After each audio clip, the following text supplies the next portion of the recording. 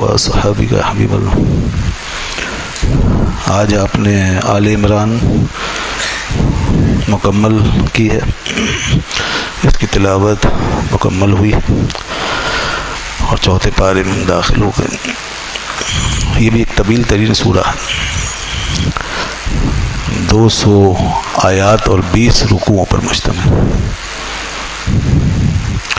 اور جو اس سے پہلے سورہ بقرہ پڑھی گئی اس میں 286 آیت تھے، اور یہ 200 آیات پر مشتمل۔ اس میں بھی بہت ساری چیزیں آئی۔ آل عمران، عمران کی آل، عمران کی اولاد۔ عمران دو ہوئے ہیں، ایک موسیٰ علیہ السلام کے والد، وہ بھی عمران، ان کا نام بھی عمران تھا، اور ایک حضرت مریم سلام اللہ علیہا کے والد۔ یہاں جو آل عمران ان سے مراد یہ ہیں جو حضرت مریم سلام اللہ علیہا کے والد تھے اور سیدنا عیسیٰ علیہ السلام کے نانا۔ اس خاندان کا ذکر ہے یہاں، اس پاک بی بی کا تذکرہ ہوا ہے جس نے اپنے ہونے والے بچے کے لیے پہلے سے ہی ایک بڑی شاندار قسم کی نظر مانی، اور یہ اس پاک بی بی کے بڑے جذبات، وہ چاہتی تھی کہ میرے یہاں جو اولاد ہو وہ اللہ کے گھر کی خدمتگار بنے، بیت المقدس کی خدمت کا شرف اسے حاصل ہو۔ یہ تھی وہ خاتون حضرت بی بی مریم سلام اللہ علیہا کی والدہ، ان کا نام تھا حنہ۔ بہت نیک برگزیدہ خاتون تھیں، اور غور کیجئے کہ ان باتوں کو اس 2000 سال ہو گئے کم و بیش، اور آج بھی یہ ہستیاں ہمارے درمیان زندہ ہیں۔ کتنے لوگ، لاکھوں کروڑوں یہ تذکرہ آج پڑھ رہے ہیں، سن رہے ہیں، کتابیں بھری پڑی، کیسے برگزیدہ لوگ تھے، یہ کتنا مقدس اور کتنا عظیم خانوادہ تھا۔ یہ تھے اللہ کے چنے ہوئے لوگ، یہ بندے، یہ بندیاں۔ اس لیے ہم کہتے ہیں کہ جو اللہ کے ہو جاتے ہیں پھر وہ زمانے پہ چھا جاتے ہیں۔ یہ زمانے پہ چھائے ہوئے لوگ، زمانہ سب کو بھلا دے گا، مٹا دے گا، مگر اللہ کے ان مقبول بندوں کا کچھ بھی نہیں بگاڑ سکے۔ اور وقت کے ساتھ ساتھ ان کا ذکر، ان کی یاد، ان کی بات، ان کی ضرورت، ان کی اہمیت مزید اجاگر ہوتی چلی جائے گی۔ یاد رکھیں، یہ ہیں وہ لوگ، یہی تو وہ خانوادے، یہی خاندان ہیں، یہی وہ لوگ ہیں، یہی وہ ہستیاں ہیں جن کے لیے سورہ فاتحہ میں بار بار آپ کو ایک چیز کلک کروائی گئی ہے، ہمیں سیدھا راستہ چلا، اہدنا الصراط المستقیم۔ کس کا راستہ سیدھا ہے؟ فرمایا صراط الذین انعمت علیہم، راستہ وہ سیدھا جس پر تیرے انعام یافتہ بندے چلے، باقی سب بیکار۔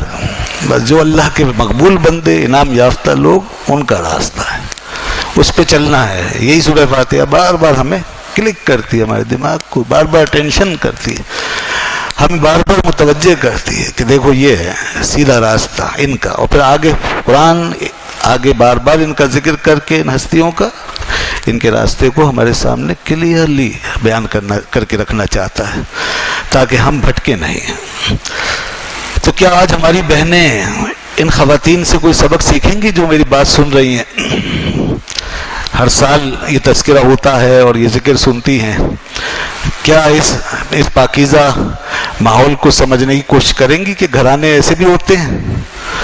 یہ آل عمران کا گھرانہ، یہ ہے وہ عظیم گھرانہ، اور یہ آئیڈیل گھرانہ۔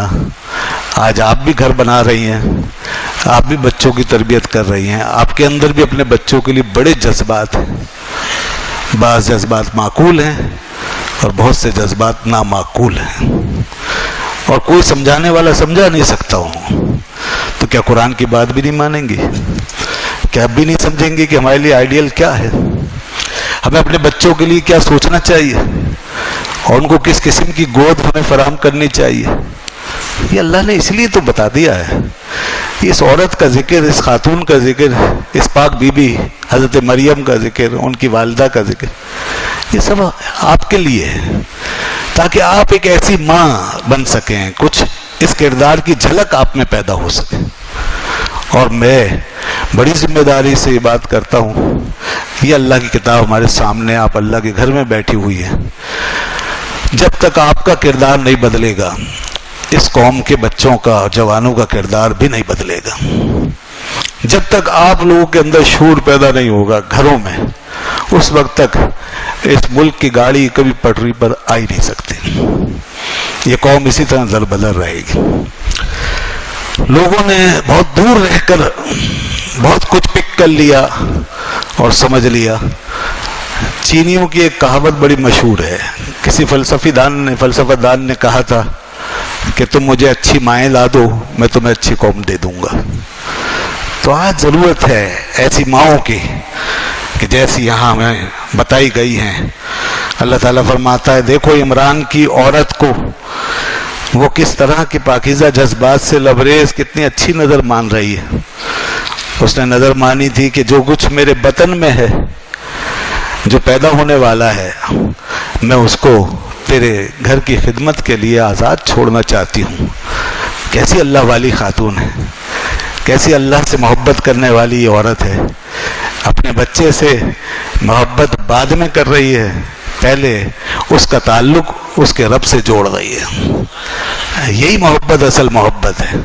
یہ بچے تمہاری اور ہماری گودوں میں اللہ کی امانت ہوتے ہیں. ان سے ہمارا کوئی اور تعلق اس کے سوا نہیں. سارے تعلق جھوٹے ثابت ہو جائیں گے، وقتی ثابت ہو جائیں گے، ٹوٹ جائیں گے، ختم ہو جائیں گے. صرف وہی تعلق قائم رہے گا جو اللہ واسطے کا تعلق. اس اولاد کو اللہ کی امانت سمجھو. اللہ نے تمہاری گودوں میں اس اولاد کو دیا ہے اور اس تمہاری گودوں کو خوشیوں سے بھر دیا.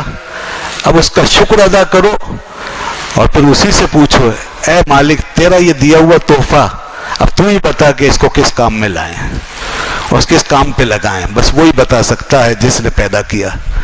جب نہیں ہوتی اولاد تو کیسی دعائیں مانگ مانگ کے اس سے لیتے ہیں، کیسے روتے ہیں، کیسے بھاگے پھرتے ہیں، کیسی کوشش کرتے ہیں. اور جب وہ دے دیتا ہے اولاد تو کیسے غافل ہو جاتے ہیں، بھول جاتے ہیں کہ کس نے دی ہے اولاد. تو اس اولاد کی اصلاح کرو خدا کے واسطے. اس کو موبائل فونوں کے حوالے کر کے برباد مت کریں. اسے یوٹیوب اور فیس بک اور آج کل کی لعنتوں میں ڈال کر کے برباد نہ کریں. اس کا حساب دینا ہوگا. ان بچوں پہ نظر رکھیں. بڑی دنیا کی میں خرابی پیدا ہو رہی ہے. مسلم دنیا بہت تیزی سے تباہ ہو رہی ہے. آئندہ آنے والا وقت کیسا ہوگا ہم اس کا اندازہ نہیں کر سکتے. بس سوائے اندھیرے کے اور تاریکی کچھ نظر نہیں آتا. آپ کے ہاتھ میں ہے. کل جو کچھ ہوگا اس کے ذمہ دار آپ اور ہم ہیں. اس لیے ہمیں اپنے بچوں کی فکر کرنی چاہیے. یہ ہماری دنیا بھی ہے اور ہماری آخرت بھی ہے. انہی سے سب کچھ وابستہ ہے. ان کو آج بنا کے جائیں گے تو کل یہ کسی کام آئیں گے. اپنے بھی کام آئیں گے اور ہمارے بھی کام آئیں گے. تو فرمایا کہ اس عورت نے کہا اے مالک میں نے تو یہ نظر مان لی، تو اس کو قبول کر لے. انک انت السمیع العلیم، تو بڑا سننے والا اور جاننے والا ہے. فلما وضعتها قال رب انی وضعتها انثى.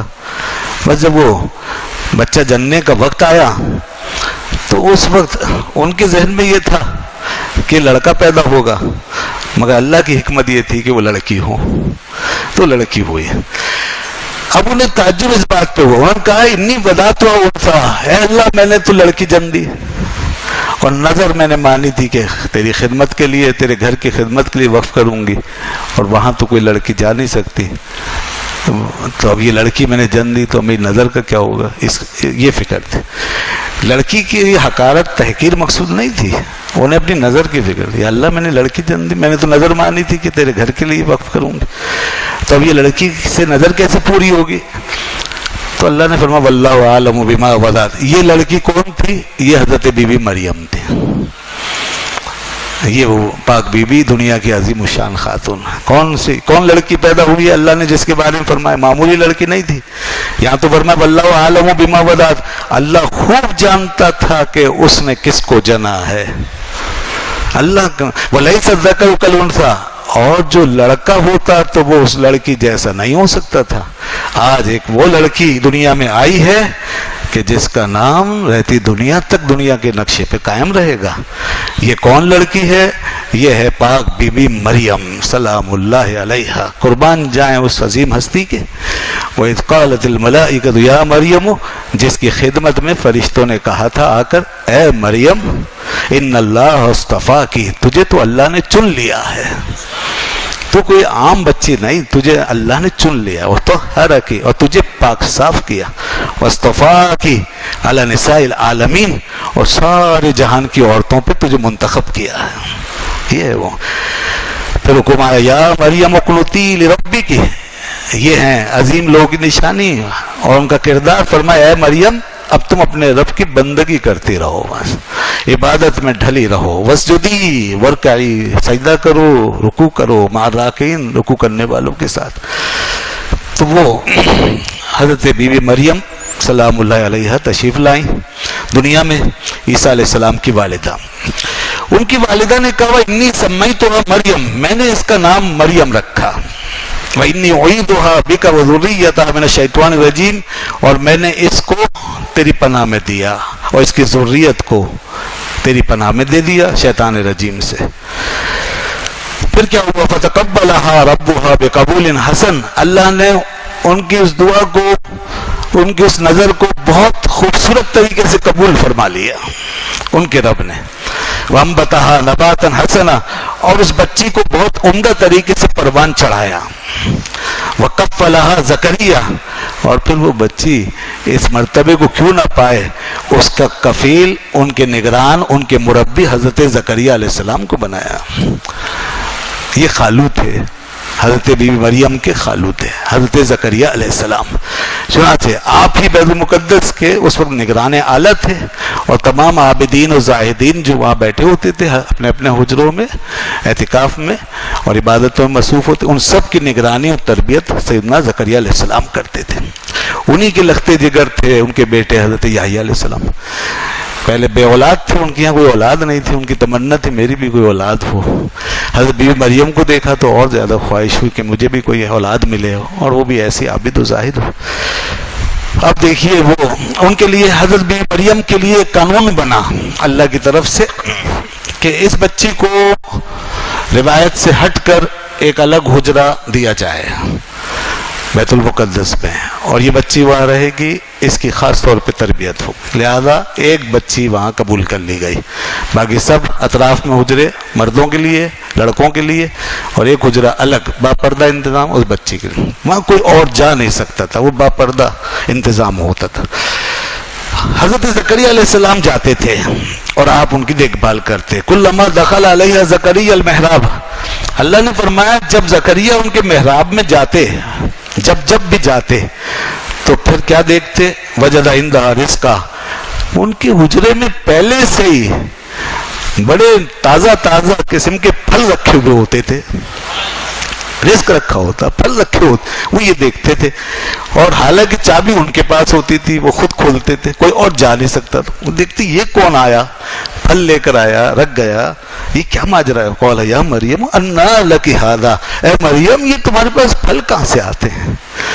کوئی بندہ بشر آ نہیں سکتا، تمہارے پاس پھل کہاں سے آتے ہیں؟ حضور نبی کریم صلی اللہ علیہ وسلم فرمایا وہ بے موسم کے پھل ہوتے تھے. حدیث میں بے موسم کے پھل ہوتے تھے. قرآن نے صرف اتنا بتایا، اللہ کے رسول نے فرمایا وہ بے موسم کے پھل ہوتے تھے. تو فرماتی یہ پھل آتے کہاں سے؟ قالت هو من عند اللہ، وہ بڑی عارفہ خاتون تھیں اللہ والی، انہوں نے فرمایا یہ میرے اللہ کے پاس سے آتے ہیں، یہ اللہ تعالیٰ رکھ پاتا ہے. جب میں دیکھتی اٹھتی ہوں تو میرے پاس پھل رکھے ہوئے ہوتے ہیں. یہ کرامت ثابت ہو گئی، اس کو کہتے ہیں کرامت. کرامت کا ذکر قرآن میں موجود ہے. آج بڑے عجیب لوگ پیدا ہو گئے ہیں، غامدی صاحب جیسے لوگ، اور پتہ نہیں کیسی کیسی تقریریں باتیں کرتے ہیں، ان کی سمجھ میں کچھ نہیں آتا. تو قرآن و حدیث میں کیا کچھ لکھا ہوا تھا صحیح سے پڑھیں تو صحیح، اور پوری امت گزر گئی ان باتوں کو بیان کرتے ہوئے. تو یہ دیکھیے یہ قرآن نے کرامت کا ذکر. اور ابھی بتاتا ہوں آگے کیا ہوا. کچھ اور لوگوں کی سمجھ میں نہیں آتا اللہ والوں کی برکتیں کوئی چیز ہوتی ہے نہیں ہوتی. انہیں اپنی تسبیح اور اپنے مسلوں پہ بڑا ناز ہے, وہ کسی کو ماننے کے لیے تیار ہی نہیں ہے. عجیب ڈیفینیشن توحید کی رکھ دی ہے. یہاں دیکھیے نبیوں کا ذکر ہے, کتنا بزرگ برگزیدہ خانوادہ ہے. اس کے بعد کیا ہوا؟ حضرت بی بی مریم نے فرمایا ہوا من عند اللہ, یہ میرے اللہ کے پاس سے آتے ہیں. ان اللہ یرزق من یشاء بغیر حساب, اللہ تعالیٰ جس کو چاہتا ہے بغیر حساب کے رزق دیتا ہے. ہنالک دعا زکریا ربہ, اب سنیے اللہ فرماتا ہے وہیں حضرت زکریا علیہ السلام نے اسی جگہ کھڑے ہو کے دعا مانگی. جب دیکھا نا کرامت, ایک اللہ کی بندی کی نیک بندی کرامت اور اللہ کی رحمتوں کے آثار, یہ چیز اب ایک پیغمبر سے زیادہ کون سمجھے گا اس حقیقت کو. تو حضرت زکریا علیہ السلام نے دیکھا کہ یہ اللہ کی رحمت کے آثار ہیں, واضح ہیں, نمایاں ہیں, یہاں دعا کی جائے اللہ کی رحمت سے قبول ہوگی. اور میں نے پہلے بتایا کہ ان کی اولاد نہیں تھی, انہیں اولاد کی تمنا تھی, تو وہ دعا کی. ہنالک دعا, ہنالک قرآن نے خاص طور پہ کہا کہ وہی دعا مانگی. یہ وہی کا مسئلہ جو ہے نا, یہ آج تک لوگ سمجھ میں نہیں آیا کہ وہ کہتے ہیں دعا یہ اللہ والوں کے پاس کیوں مانگتے ہو جا کے. یہ اللہ نے یہی بتا دیا, وہیں مانگی ہے انہوں نے دعا. تو اب بھائی جب اللہ نے فرمایا, اس کے پیغمبر نے وہیں دعا مانگی, تو اگر آج لوگ کسی اللہ والے کے پاس جا کے دعا مانگتے تو لوگ کیوں روکتے ہو؟ یہ تو انبیاء کے طریقے میں چلا آ رہا ہے, قرآن میں موجود ہے. ہنالک دعا زکریا ربہ, اس وقت حضرت زکریا علیہ السلام کے ساتھ سارے وہ تھے جو صحیح معنی میں مسلمان اور صحیح پیروکار دین کو سمجھنے والے. ورنہ آج کی طرح اگر کسی نے بھی توحید کو اس انداز سمجھا ہوتا تو وہ کہتا اللہ کے نبی سے یہاں سے ہٹ جائیے, یہاں شرک ہو جائے گا, یہاں دعا مت مانگیے, یہاں غیر اللہ کا تصور ہے, یہاں شرک ہو جائے گا, تو ادھر آ جائیے وہاں اللہ کے پاس. تو یہ بندہ کہاں سے, بندی کہاں سے, تو یہ بیچ میں شرک نہ ہو جائے گا. تو نہیں دوستو, مگر دیکھ لیجئے یہ ہے قرآن, یہ ہے توحید, یہ ہے اللہ والوں کی برکت, اس میں کوئی شرک نہیں ہے. اگر اللہ والوں کی برکت شامل حال ہو تو اس میں کوئی شرک نہیں ہوتا, بلکہ یہ تو ہمارے لیے سعادت ہے اور اجابت کے قریب ہوتی ہے چیز, اور جلدی قبولیت کی صدا آتی ہے. فرمایا وہی دعا مانگی, قال ربی ہب لی من لدنک ذریۃ طیبہ, اے میرے رب مجھے ایک اچھی پاکیزہ ذریت عطا فرما, یعنی اولاد. بس انہوں نے دعا کیا مانگی, وہ برکتوں کا ماحول تھا, رحمت نازل ہو رہی تھی. اسی وقت ندا آئی فنادت الملائکہ, قبول بھی ہوئی, فرشتوں نے ندا کی. وہ قائم یصلی فی المحراب, وہ وہی محراب کے اندر کھڑے نماز پڑھ رہے تھے کہ اسی وقت یعنی دعا مانگی اور اس کے بعد نماز شروع کر دی ہوگی. تو فرمایا بس اسی آن فرشتوں نے صدا دی, ان اللہ یبشرک بیحییٰ, اے زکریا آپ کو بشارت ہو, آپ کے یحییٰ پیدا ہوں گے.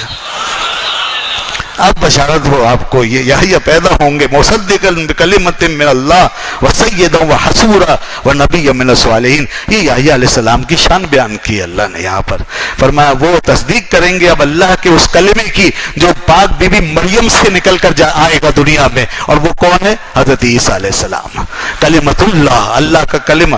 وسیدہ, اور وہ شخص آپ کو ملے گا, وہ پیغمبر جو سید ہوگا. وحصورا, اور بڑا نیک صالح پاکیزہ. ونبی من الصالحین, اور نبی ہوگا صالحین سے. یہ سب دیکھیے, یہ اس خانوادے کا ذکر, اور پھر آگے حضرت عیسیٰ علیہ السلام کا ذکر شروع ہوتا ہے.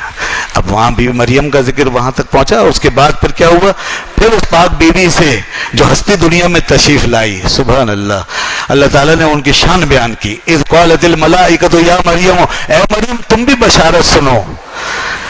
اور وہ یہ کہ فرشتوں نے کہا اے مریم ان اللہ یبشرک بکلمۃ منہ, اللہ تعالیٰ تمہیں بشارت دیتا ہے اس کی طرف سے کلمے کی, کہ کلمہ آئے گا, یعنی کلمۃ اللہ, اللہ کا کلمہ. حضرت عیسیٰ علیہ السلام کا یہ لقب ہے, کلمۃ اللہ, اللہ کا کلمہ.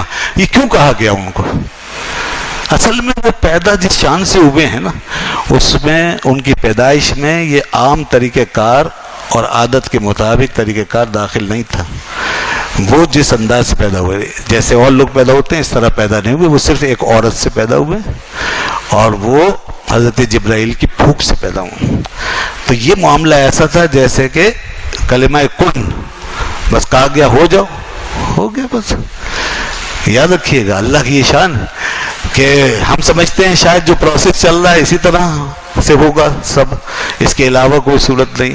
اللہ کی شان تو یہ ہے کہ وہ کن فرمائے تو سارا پروسیس ایک طرف, اور ایک بالکل نیا شاہکار آپ کے سامنے آ جائے, ایک نیا پروسیس, ایک نیا طریقہ, تو وہی سب کر سکتا ہے. چنانچہ گویا کہ کلمے کی طرح جیسے کن کہہ کر کے اللہ تعالیٰ فرماتا ہے میں کن کہتا ہوں پیدا ہو جاؤ تو ہو جاتی ہے چیز, اس کا پورا مظہر بنے ہیں حضرت عیسیٰ علیہ السلام, اس لیے ان کو کلمۃ اللہ کہا گیا. اور فرمایا کہ اے پاک بی بی مریم تمہاری طرف تمہیں اس بچے کی بشارت ہو, اسمہ المسیح ہو, اس کا نام مسیح ہوگا. مسیح حضرت عیسیٰ علیہ السلام کو اس لیے کہتے ہیں کہ مسیح کا مطلب ہے مسح کرنے والا, ایک مطلب یہ مسح کرنے, ہاتھ پھیرنے والا. تو وہ اندھوں کے چہرے پہ ایسے ہاتھ پھیرتے تھے وہ بینا ہو جاتے تھے, وہ کوڑیوں کے جسم پر ہاتھ پھیرتے تھے وہ شفا یاب ہو جاتے.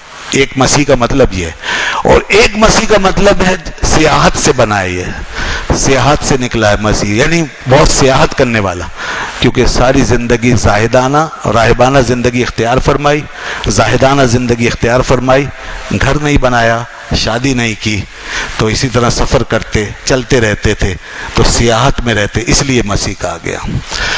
اچھا, یہی لفظ مسیح دجال کے لیے بھی کہا جاتا ہے, مسیح الدجال, تو اس کو بھی مسیح اس وجہ سے کہا جاتا ہے کہ وہ بھی زمین میں چلتا رہے گا.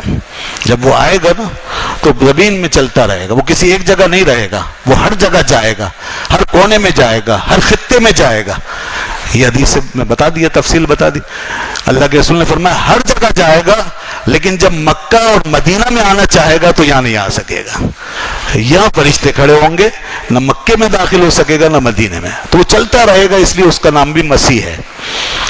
تو اس کے بعد فرمایا عیسیٰ ابن مریم وجیہا فی الدنیا والآخرہ, اور عیسیٰ ابن مریم وجیہ ہیں, وجیہ کا مطلب عزت والے, معزز, دنیا میں بھی اور آخرت میں بھی. ومن المقربین, اور مقربین میں سے.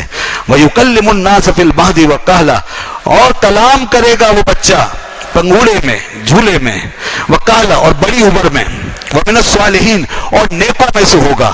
دیکھیے قرآن کیسی منقبت بیان کرتا ہے اپنے اللہ کے بندوں کی.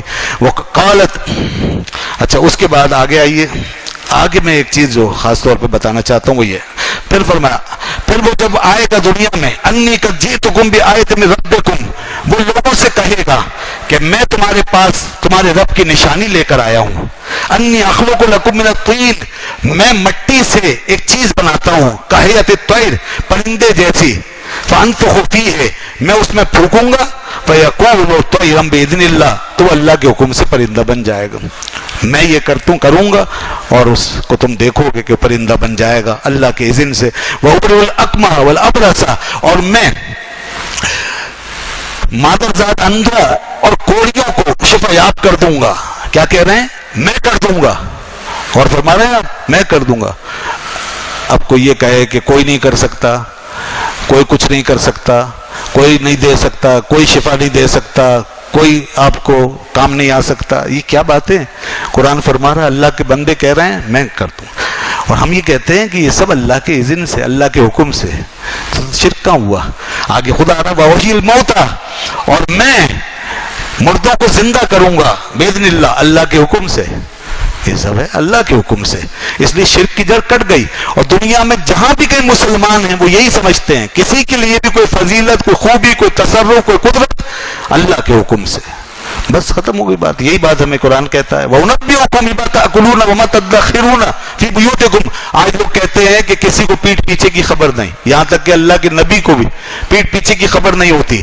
اور حضرت عیسیٰ علیہ السلام فرما رہے ہیں ہم اپنے پیغمبر آقائے دو جہاں کے لیے جو سید الانبیاء ان کے لیے ایسا سوچیں, اور ادھر حضرت مسیح کے لیے ہمارا قرآن کہے کہ وہ فرماتے تھے کہ میں تمہیں بتا سکتا ہوں جو تم کھاتے ہو اور تو گھروں میں ذخیرہ کرتے ہو.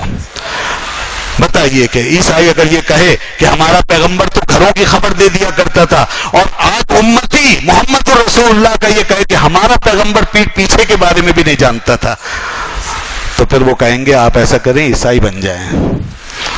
پھر آپ عیسائی بن, تو کون تبلیغ کرے گا؟ پھر وہی تبلیغ کریں گے. ہم کیا تبلیغ کریں گے؟ اللہ کے نبی کی عظمت کو سمجھو, رسول اللہ صلی اللہ علیہ وسلم کی شان کو. یہ عیسیٰ علیہ السلام ہیں. اعلیٰ حضرت بتاتے ہیں وہ کواری پاک مریم, وہ نفخت فیہ کا دم, وہ کواری پاک مریم, وہ نفخت فیہ کا دم, ہے عجب نشان اعظم, ہے عجب نشان اعظم مگر آمنہ کا جایا، مگر آمنہ کا جایا، وہی سب سے افضل آیا، وہی سب سے افضل آیا۔ تو اس لیے اگر عیسیٰ علیہ السلام کی شان ہے تو اس کی کیا شان ہوگی جو سب سے افضل آیا۔ اللہ اکبر، وہ ہے ہمارے آقا و مولا حضرت محمد رسول اللہ صلی اللہ علیہ وآلہ وسلم۔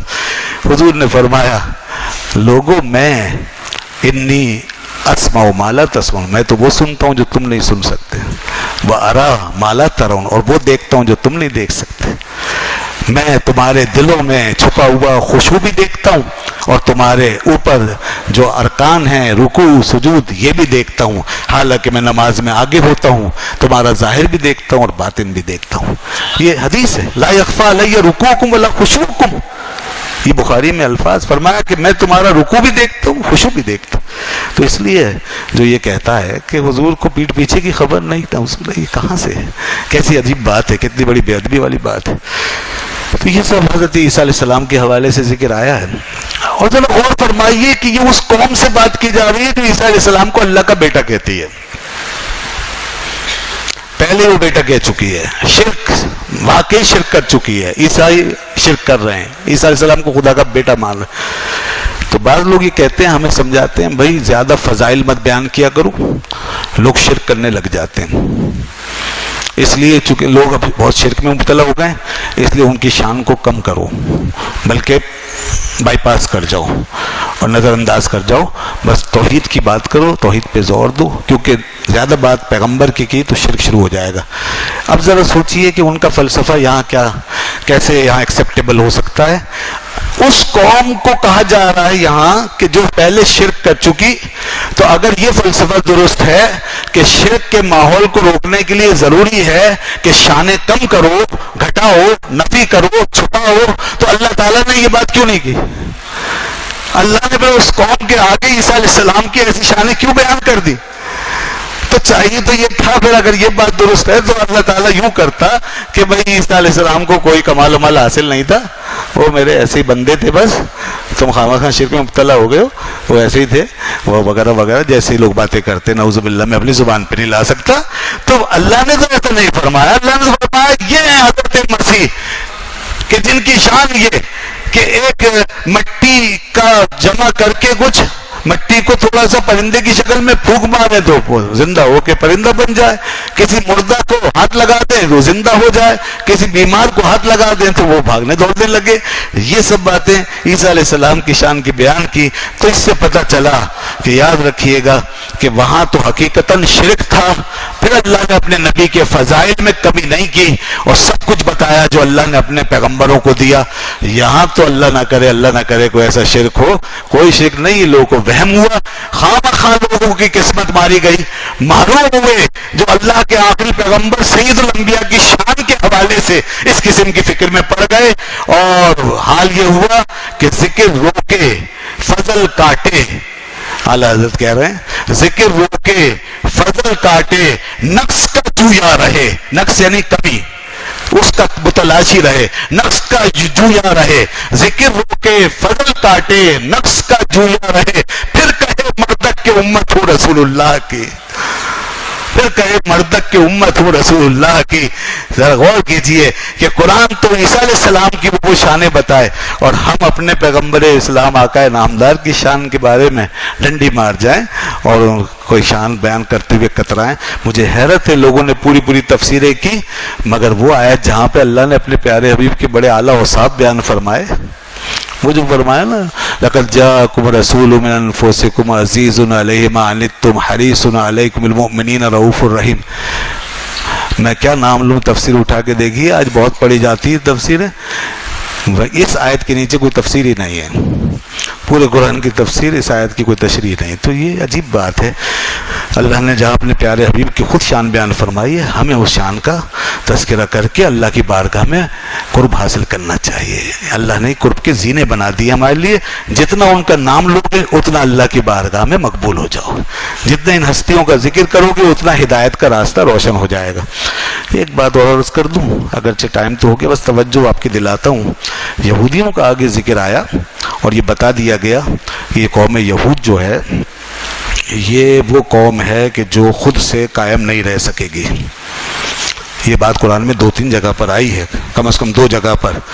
یہ قوم یہود یہ خود سے قائم رہنے والی قوم نہیں.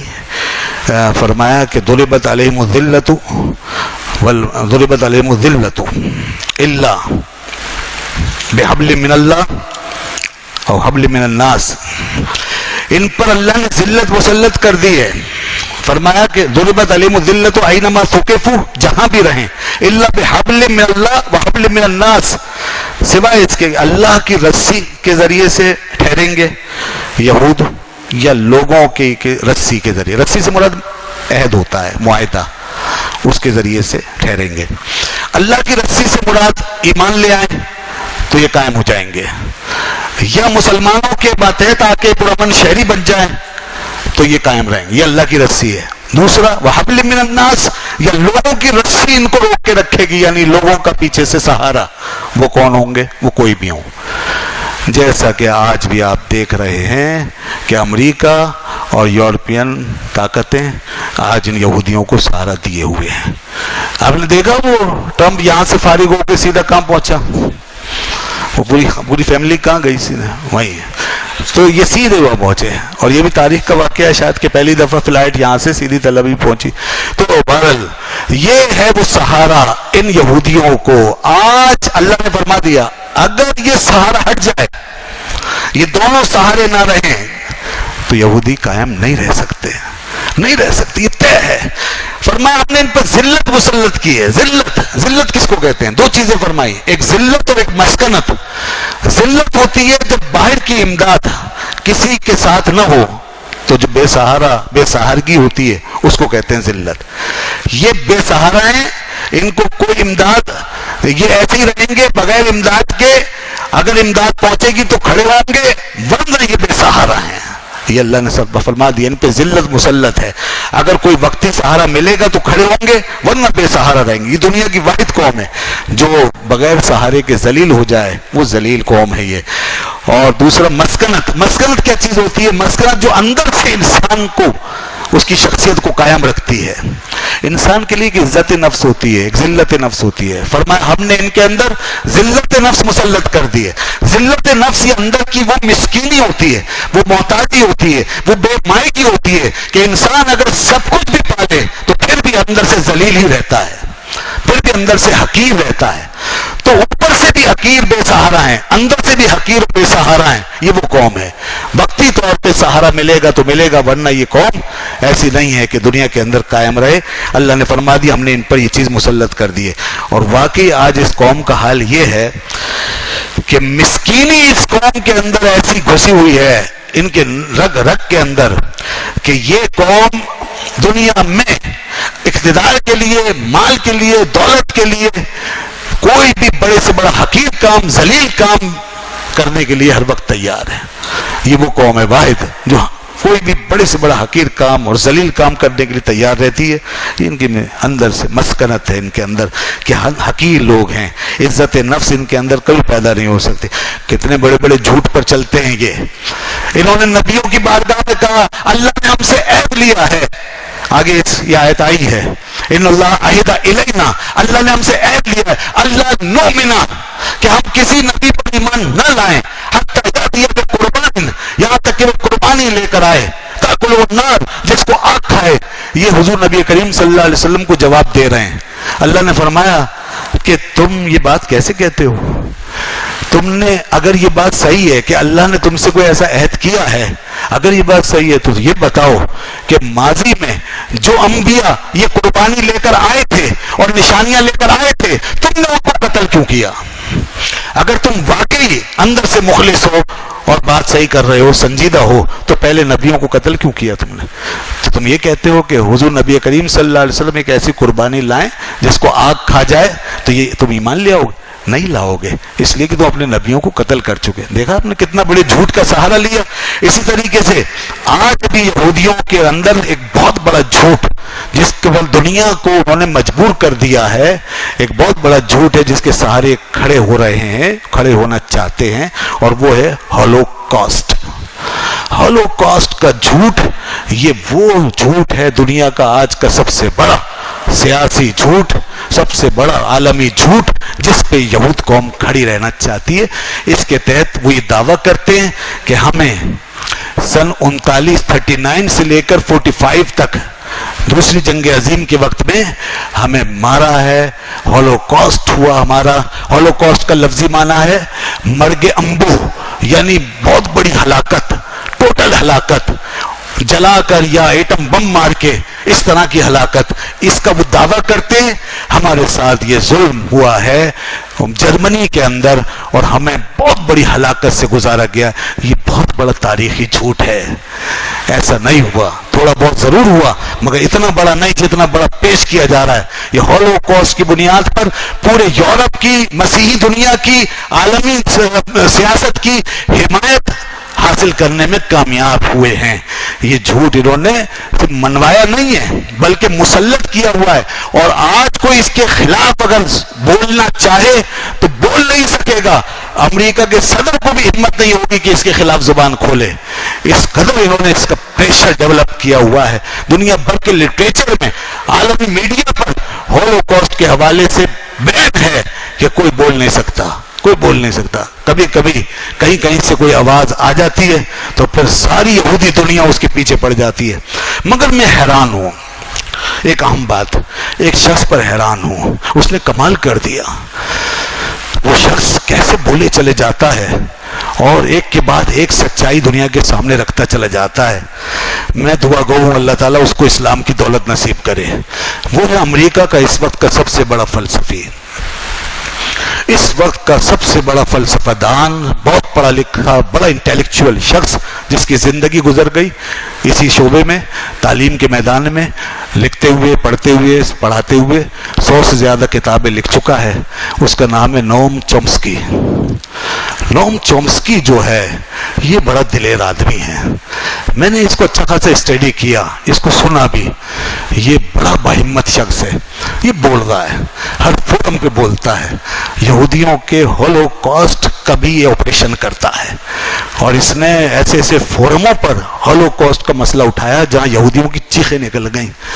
आप गौर फरमाइए कि बोलने नहीं दे रहे थे, चीखते थे, औरतें चीखती थी। जब ये कहता था ना हॉलोकॉस्ट जो है दुनिया का एक बहुत बड़ा झूठ है, तो औरतें चीख रही हैं, लोग चीख रहे हैं, चुप करो, बकवास बंद करो, तकरीर बंद करो। मगर वो शख्स अपनी बात करता चला जा रहा है। ये वो शख्स है जो बोल रहा है और अमेरिका में रहकर, अमेरिकी शहरी होकर अमेरिका को सबसे बड़ा दहशतगर्द मुल्क करार देता है। गौर कीजिए आप, अमेरिका को सबसे बड़ा दहशतगर्द, वियतनाम की लड़ाई में अमेरिका को दहशतगर्द करार देता है, इराक के हमले पर अमेरिका को दहशतगर्द करार देता है, शाम के बारे में पॉलिसी में अमेरिका पे तनकीद करता है, खुली तनकीद करता है ये शख्स। और ये हक और इंसाफ की बात करने में आसरा नहीं करता। अल्लाह ने उसको ये विजन दिया है, वहां रहकर भी ऐसे ऐसे लोग भी भल होते रहे हैं जो दुनिया को कम से कम कुछ बता रहे होते हैं कि देखो ये है। और अल्लाह उन्हीं के घरों से ऐसे लोग निकालता है। मगर अफसोस ये हमारा मीडिया क्या कर रहा है? ये जो बैठे हुए हैं चैंपियन बने हुए हमारे मुक्तदर और हमारे रहनुमा और ये मीडिया पे जो हमारे गार्डियन, ये दुनिया भर की बातें यहाँ करते हैं, बहसें करते हैं, लोगों को गुमराह करते हैं और किस चक्करों में फंसा रखा है और कैसे छोटे छोटे कैनवसों में हमें फंसा कर रखते हैं। ये क्यों नहीं नोम चॉम्स्की जैसे लोगों को मुतारफ कराते हैं? ये मीडिया किस लिए है? ये है मीडिया आपका, हमारा जो गले का फंदा बना है, जिसने पूरी कौम का गला घोंट रखा है। नोम चॉम्स्की जैसे लोगों को तारीफ क्यों नहीं कराते? उसका इंटरव्यू यहाँ उर्दू में टेलीकास्ट क्यों नहीं होता? कुछ अरब ममालिक ने हिम्मत की है और नोम चॉम्स्की के कई इंटरव्यूज अरबी में बाकायदा टेलीकास्ट किए हैं, तर्जमा किया है, वहां मुतारफ कराया, उसकी बात को पहुंचाया।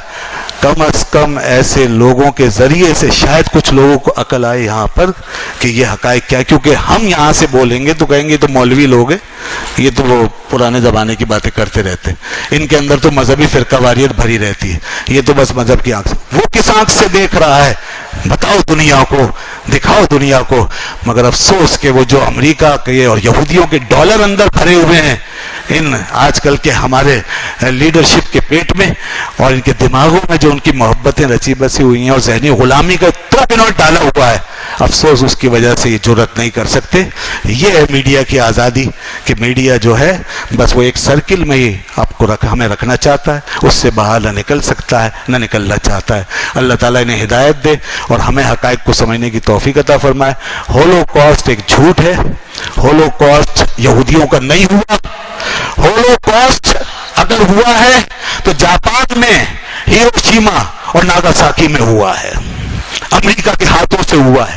ہولوکاسٹ اگر ہوا ہے تو شام میں ہوا ہے، مسلمانوں کا 5 لاکھ مسلمان مارے گئے جہاں ہولوکاسٹ ہوا ہے. تو عراق میں ہوا ہے جہاں لاکھوں مسلمان مارا گیا ہے.